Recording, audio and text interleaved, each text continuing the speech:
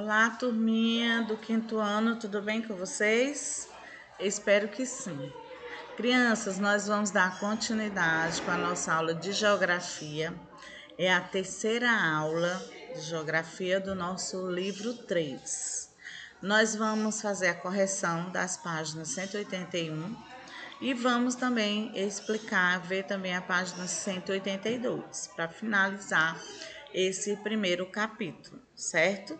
Então, nós estamos falando sobre a desigualdade, né? Nós estamos falando sobre a desigualdade social e econômica, nós estamos falando também da diversidade, né, populacional, que é diferentes culturas, como vocês sabem, né? A miscigenação são diferentes culturas, né? Então o Brasil ele é formado por várias culturas, né? O Brasil, como vocês sabem, teve grande importância com três grupos, né? Três povos, né? Que foi o primeiro indígena, portugueses, né, e os africanos, né? Eles fizeram a formação, né, que hoje nós temos essa população diversificada, não é isso? Então vamos lá. Nossa primeira questão da página 181 explica o que significa a palavra miscigenação, né? Então o termo é usado para se referir ao processo oriundo da mistura de diferentes grupos, né? Então a miscigenação é uma mistura de grupos, né? Uma mistura de povos, uma mistura de cultura. A segunda questão pergunta o seguinte: por que é possível afirmar que o Brasil é um país miscigenado, né? Miscigenado. Porque a população brasileira é formada pela mistura de diferentes povos, certo? Aqui nós temos um gráfico. Esse gráfico ele mostra a distribuição da população por raça, né, do censo de 2010. Então vocês estão vendo que tem um gráfico com as cores, né, com a raça, né, que ele quer dizer que são 5, não é? Que é branco, branca, preta, amarelo, pardo e indígena.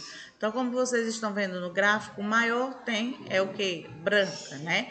E o que é menor, totalmente menor, são os indígenas. Então, a gente está vendo aqui o contraste deles, tá? E aqui você vai marcar, conforme o gráfico, né? O que é para elaborar esse gráfico, o IBGE tem como critério, né, aspectos físicos, né? De forma como geralmente as pessoas se classificam, não é?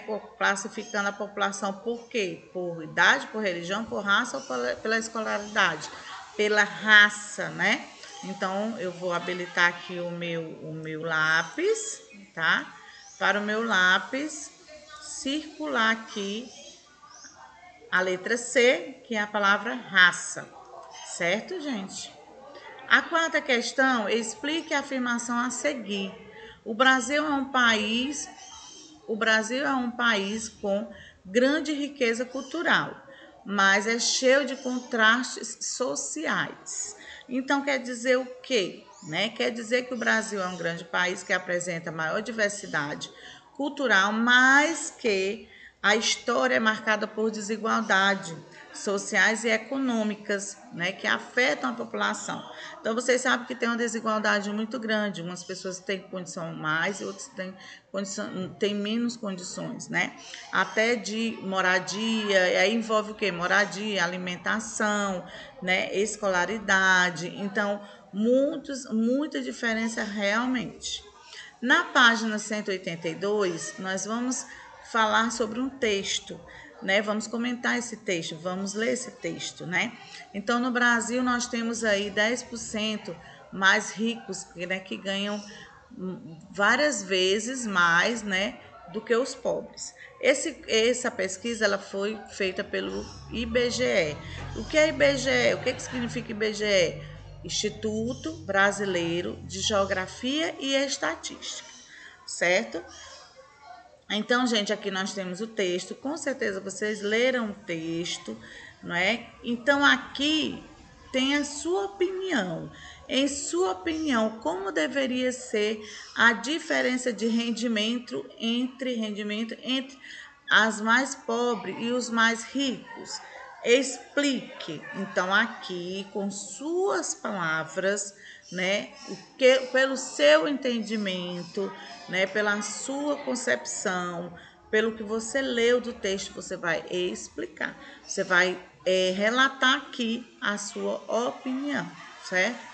Então, segundo o IBGE, o rendimento médio mensal, incluído além da renda proveniente do trabalho, os rendimentos de aposentadoria, pensão, aluguel, programas sociais e etc., per capita domiciliar em 2017 foi de 6.629, né, reais para a parcela que representa os 10% dos brasileiros mais ricos.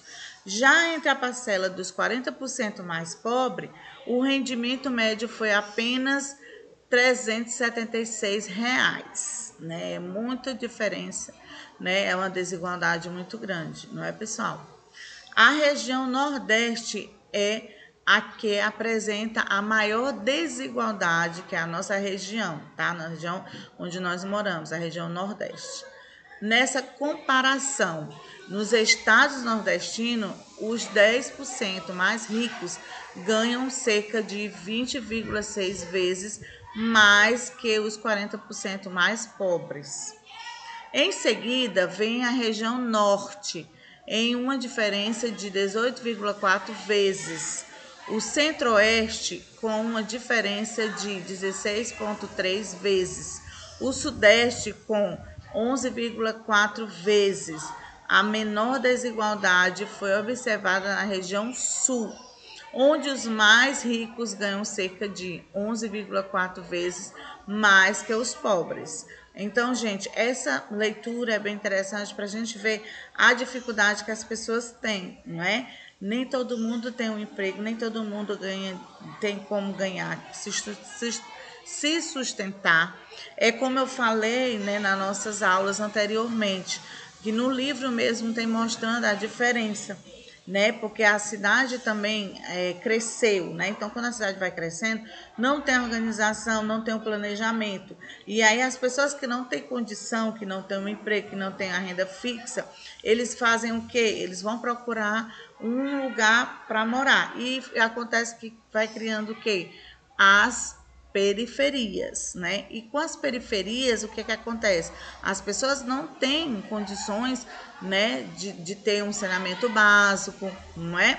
De ter uma limpeza, porque afinal de contas, as fotos que eu mostrei no livro de vocês tem, né, dois contrastes, né? Na mesma cidade, né, as pessoas moram muito bem, ou um bairro mora muito bem e no outro bairro moram as pessoas com dificuldade, as pessoas que moram na periferia, não é? Então a dificuldade é muito grande, tem ali o contraste, a diferença.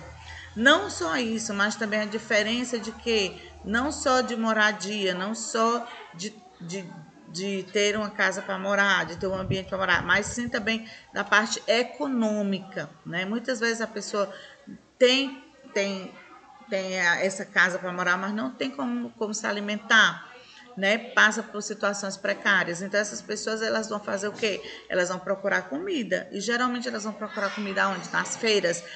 Elas pegam aqueles produtos que não foram vendidos porque estão amassados, não porque estão estragados, né? Por exemplo, o tomate porque está muito amassado, não tem quem compre, né? O repolho porque está muito assim escuro, também não tem quem compre. Então são várias, a batatinha que tem um pouquinho aqui de furo.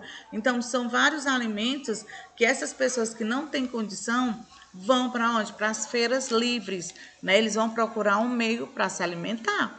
Então eles procuram pessoas também para ajudar, eles pedem doação, não é, para poder se alimentar. Então essas pessoas que têm dificuldade, essas pessoas que não têm uma renda todo mês, essas pessoas que não têm um emprego fixo, né? Essas pessoas que vivem na linha da pobreza, né? Não vou dizer miséria, mas da pobreza, né? Eu acho essa palavra muito pesada, né? Miséria, mas acontece. Ah, tia, mas tem a realidade. A realidade é. Então, Vocês têm que pensar bem no que vocês vão ler, vão escrever, né? Em sua opinião, como deveria ser a diferença de rendimento entre os mais pobres e os mais ricos? Será que vocês acham justo, né, o rico que é rico sempre quer ser mais rico e o pobre que é pobre sempre quer ser mais pobre? Né? Então vamos ver isso aí. E no livro mesmo, e a gente sabe que quem tem que ajudar isso aí é os governantes, né? Os governantes que têm que ver essa parte para que as pessoas tenham condições, né? Tenham a igualdade de vida, né? Se não tiver igualdade, mas pelo menos seja, né, mais coerente com isso, para ajudar essas pessoas que vivem na linha da pobreza, né? Essas pessoas que não têm condição, que vivem aperreados, né, que vivem, né, que não tem o que dar para as crianças se alimentar, né? Então é assim, o pai e a mãe realmente eles sofrem com essa, com o filho pedindo comida, não tem como dar, né? Então, a nossa atividade, os nossos conteúdos, gente, nós finalizamos por aqui, tá? Espero que vocês tenham gostado da nossa aula hoje, tenham feito as correções, façam as atividades, tá? E fiquem com Deus. Até a próxima aula, certo? Beijo e se cuidem, tá bom? Tchau, tchau. Façam as atividades. Tchau, tchau.